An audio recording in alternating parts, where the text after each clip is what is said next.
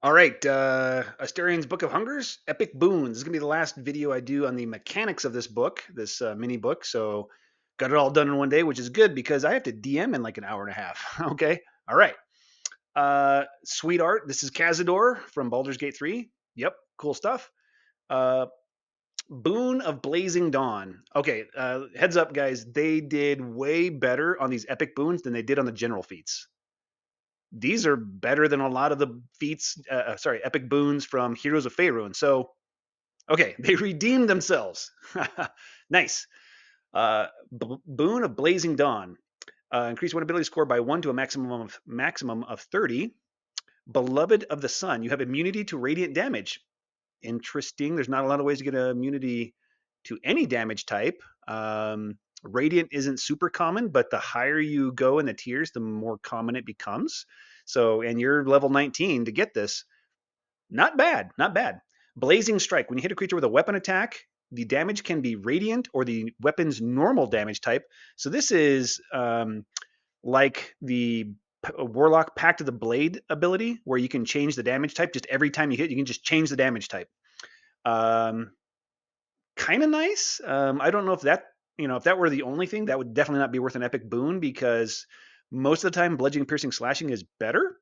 It's just those few creatures, a dozen that have like some kind of vulnerability to. I don't even think it's a dozen, right? There's about 18 creatures that have like vulnerability to sunlight. I don't. Um, there's one creature who's a BBEG of a certain WotC published adventure that has part of the time vulnerability to radiant damage. There's not very many monsters that are vulnerable to radiant damage, and they removed, I think, the vampire regeneration, so you don't even need to hit them with radiant damage to stop their regeneration anymore. They still have the sunlight vulnerability. Anyway, burst of sunlight. Once per turn, when you hit a creature with an attack that deals radiant damage, you can emit bright light in a 30-foot radius from yourself and dim light for an additional 30 feet. That's a lot of light until the start of your next turn. This light is sunlight. So they're doubling down on the sunlight concept here. This doesn't synergize with that general feat that we saw from this book. What was that called? Lightbringer. So that I don't see any way to synergize with that one, which would have been cool. But this is going to be like if you're fighting vampires or one of the 18 creatures that are like have sunlight sensitivity, this is going to wreck them, and you're going to just trivialize all of those encounters. And when you're not fighting one of those 18 monsters, this is maybe going to feel like a bummer, right? You should have chosen something else, especially since you're not going to run into radiant damage all that often either. So this is maybe like a B tier epic boon, but it's not bad. This is I give it a B for epic boons. This is not bad. All right, next one. Boon of Looming Shadows. Increase one ability score of your choice by 1 to a maximum of 30. Yep. Shadowy Stretch. When you take the attack action, your reach for your melee weapons attacks increases by 10, right? So that's at least 15. It increases by 10, not to 10, until the end of your turn. So you don't get this during reactions or, yeah, just reactions. Most of the time, that might be what you want, right? You don't want your reactions. Not most of the time. A lot of the time, like with Sentinel, if you're a frontliner or a tank, you don't want your reaction reach to be longer necessarily, unless you're a Cavalier, 18th level. Dancing Silhouette. You can take the dodge action as a bonus action. No resource requirement, no resource usage, just your bonus action. Holy cow. This one is strong, right? This is a contender for top tier epic boon. I'd put this right up there with combat prowess and irresistible offense. And even the defensive ones, right? Just taking the dodge action as a bonus action is super strong. Super strong. And the reach with your attack action, quite strong. This one is A tier, A plus. Yeah, maybe S. I don't know, right? Causing disadvantage all the time on all attack rolls against you. I mean, I guess like every spellcaster who has foresight is getting that too, which is like the wizards and the warlocks and bards. and druids, I think. I can't remember everybody who gets it, but a lot of spellcasters get Foresight, which is 9th level spell. So they shouldn't take this. That would be too redundant. But everyone else, you should probably just take this, right?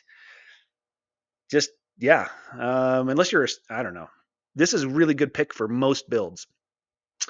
All right, and last but not least, there's only 3 of this one. Boon of Misty Escape. Increase your intelligence, wisdom, or charisma by 1 to a maximum of 30. Gaseous Form. If you drop to 0 hit points but aren't killed outright, you can instead drop to 1 hit point and cast Gaseous Form without expending a spell slot, and no action required. When you cast a spell this way, you can target only yourself. Your fly speed is 20. That's nice because the fly speed is normally 10. And you regain 10 hit points at the start of each of your turns for the spell's duration. The spell casting ability is the ability increased by this feat. Once you use this feature, you can't do so again until you finish a long rest. That's a lot better than I assumed it was going to be when I first glanced at this, right? Gaseous Form is not a great spell. It's actually a pretty poor spell. It's got some decent, like it's versatile and it's got some decent versatility and utility, right? You can fly with it, you can squeeze through small spaces with it, but it had a 10-foot flying speed, and you can't take any actions while you're in that form. So it wasn't great. Now they've fixed the spell, by the way. Good example of if you're going to put a spell on somebody's spell list with a feat like the Charm Person feat, you gotta soup it up, right, to make it worthwhile. And they did a good job of souping this one up. 20-foot fly speed is a lot better. It's good, not great. But the hit point regeneration, yeah. Okay, so this is like many of those features where instead of dropping to 0 hit points, you drop to 1. Most of them aren't great. Most of them are kind of like, yeah, because you instead drop to like 20 hit points, or I don't know, some of them I think 30 or 40 hit points.